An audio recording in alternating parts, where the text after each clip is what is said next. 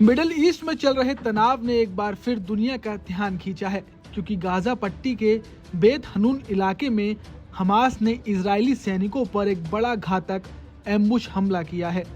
Hamas ने एक हमले का वीडियो भी जारी किया है, जिसमें दिखाया गया है कि कैसे इजरायली सैनिकों को खेत जैसे इलाके में फंसाकर उन पर जानलेवा हमला किया गया। इसके साथ ही यमन के हूती आंदोलन ने भी इजराइल पर मिसाइल हमले किए हैं, जिसने क्षेत्रीय तनाव को और बढ़ा दिया है। तो क्या है पूरी कहानी, चलिए आपको बताते हैं। दरअसल हमास ने 23 जुलाई 2025 में गाजा के उत्तर पूर्वी हिस्से बेत हनून में इजरायली सैनिकों पर हमला किया था, जिसका वीडियो अब जारी किया गया है।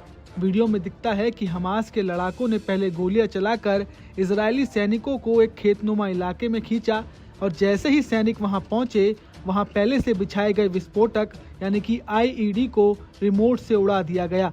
धमाकों के बाद सैनिकों में अफरा तफरी मच गई और इस दौरान हमास की दूसरी टीम ने उन पर लगातार गोलियां चलाई।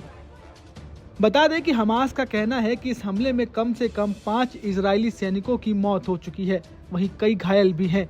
हमास ने इसे अपनी नई रणनीति का हिस्सा बताया और इसे युद्ध में बड़ी जीत भी करार दिया है।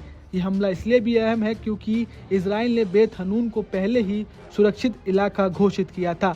ऐसे में हमास की इस सक्रियता ने इजराइल की रणनीति पर सवाल खड़े कर दिए हैं। वहीं इजरायली रक्षा बल यानी कि IDF ने इस हमले या वीडियो की आधिकारिक पुष्टि नहीं की। हालांकि कुछ सैन्य विशेषज्ञों और पत्रकारों ने वीडियो को सही माना है। IDF के कुछ सूत्रों ने स्वीकार किया कि गाजा के उत्तरी हिस्से में हाल ही में बहुत नुकसान हुआ है, लेकिन उन्होंने ज्यादा जानकारी नहीं दी। बता दें कि हमला इजराइल के लिए सिर्फ सैन्य नुकसान नहीं, बल्कि एक राजनीतिक और मनोवैज्ञानिक झटका भी है।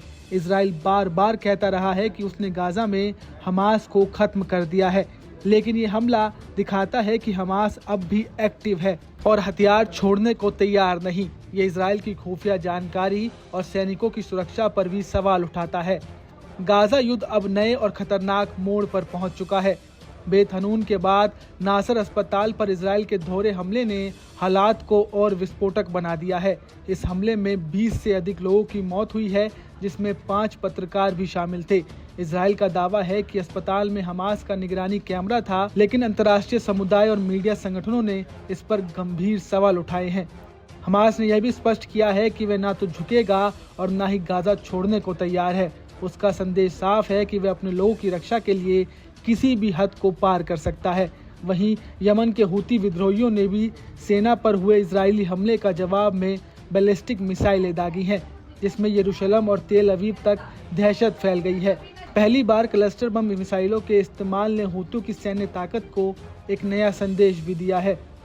अब ये घटनाएं साबित करती हैं कि युद्ध अब सिर्फ गाजा तक सीमित नहीं रहा, बल्कि पूरे क्षेत्र को अपनी चपेट में ले रहा है। इस बीच उत्तर कोरिया ने भी अमेरिकी और दक्षिणी कोरिया अभ्यासों के बीच नया रक्षा सिस्टम का परीक्षण कर तनाव बढ़ा दिया है। कुल मिलाकर हालात ये दर्शाते हैं कि आने वाला समय युद्ध और कूटनीति दोनों ही मोर्चे पर बेहद निर्णायक होने वाला है। नमस्कार, मैं हूं मानक गुप्ता। अगर आपको हमारा ये वीडियो पसंद आया हो तो इसे लाइक और शेयर जरूर करें और हाँ, हमें सब्सक्राइब और फॉलो करना ना भूलें, ताकि आप देश और दुनिया की कोई खबर मिस ना करें। तो जुड़े रहिए हमारे साथ और देखते रहिए News 24।